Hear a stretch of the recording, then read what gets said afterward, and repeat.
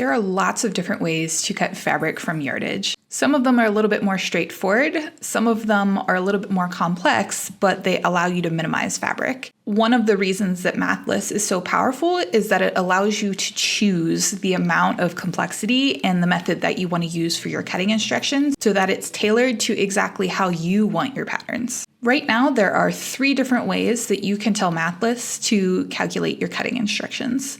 We'll start with the simplest and work our way up towards the more complicated ones. But keep in mind that as we do that, the amount of fabric required also goes down.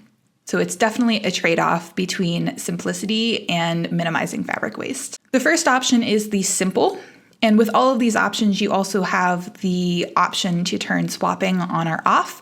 Swapping just means that Mathless has the freedom to basically switch the width and height dimensions from the way that you've entered them in order to maximize fabric use. So for instance, if dimension swapping is on, Mathless could also cut those as 9 by 4.5 inch rectangles. So for the simple method, the first thing Mathless is going to do is basically try to fit the largest pieces in first. In this case, it's the 9-inch squares.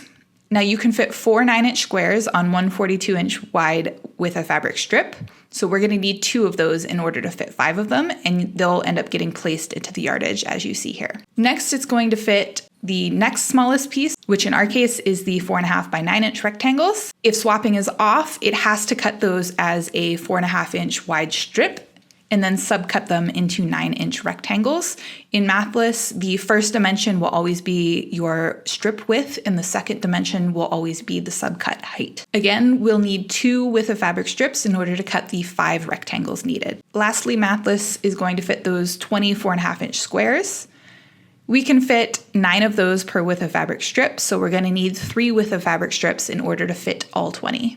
Now you notice that Mathless is not trying to use up the remainder of any of those strips, even though some of these squares and rectangles could definitely fit on them. That's the hallmark of the simple method. It's not going to try and complicate things by cutting any of the remainder strips into smaller pieces.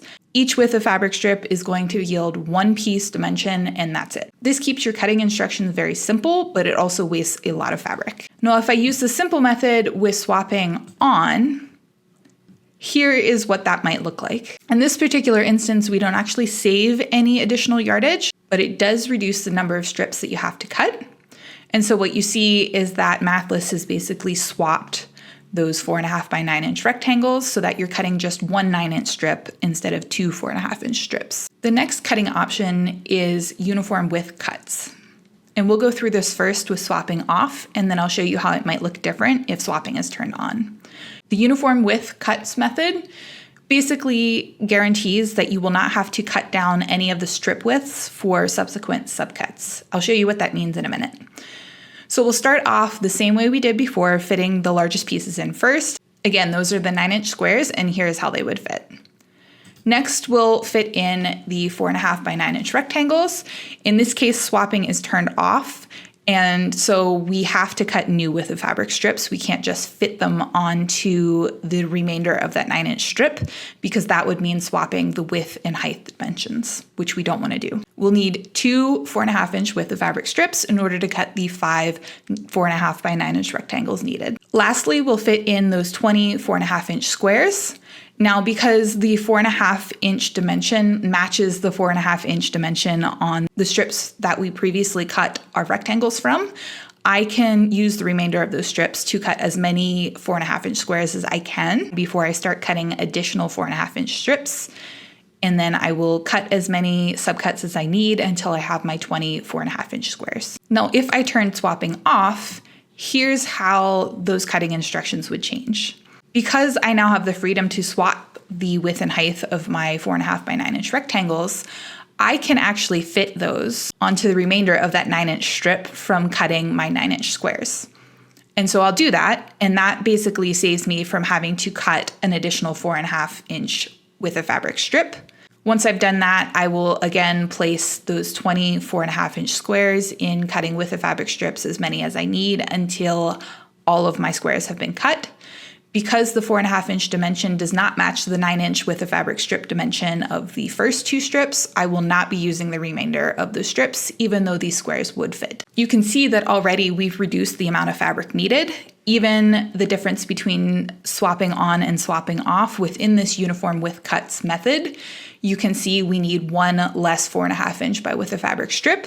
That reduces the amount of fabric waste. The final cutting instruction method available is the minimize fabric option. This is the option that is going to reduce the quantity of fabric the most, but also leads to the most complicated cutting instructions. Let's look at how that works, and I'm only going to show it this time with swapping on because I think by now you've got an idea of how the swapping on-off function affects your cutting instructions. So again, we'll start by cutting those 2 9 inch by width of fabric strips in order to fit our largest pieces in first. Then I'll fit my next largest pieces, which are those 4.5 by 9 inch rectangles. Since I'll be able to use the remainder of that second 9 inch strip in order to cut my 4.5 inch squares, I'm going to place one of those rectangles on the first 9 inch strip and the remaining 4 on the second as shown. Lastly, we'll place our 24.5 inch squares. Because I'm not constrained by having to match the width of my squares to any previous width of fabric strips cut, I can place some of those squares on the remainder of that 9 inch strip. Now we can fit up to 6 on the remainder of that strip, but as you see here, there are only 2 placed.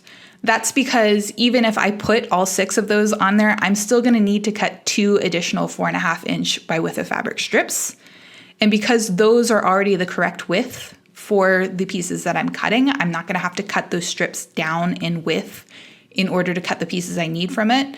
I am going to preferentially put all of my 4.5 inch squares on those 2 strips and then cut the remainder that would require an additional width of fabric strip to be cut on that 9 inch remainder, since that is going to be the more complicated cutting instruction. So you can see that this has reduced the quantity of yardage required quite a bit, even from the constant width strips option. This is the way to minimize fabric as much as possible, but Mathless is programmed, it's built to try and strike that balance between minimizing fabric waste, but also minimizing cutting complexity as much as possible. Now, something to note is that the actual written cutting instructions for that second 9 inch strip will always be in order of largest to smallest pieces. So it's going to say something like cut 2 9 inch by width of fabric strips, cut 5 9 inch squares, 5 9 by 4.5 inch rectangles, and 2 4.5 inch squares. In this case, it's not really critical if the reader ends up cutting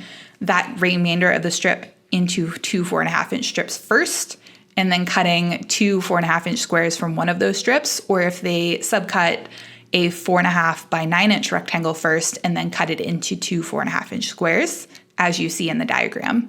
That's not important for this particular example, but in some cases it will be.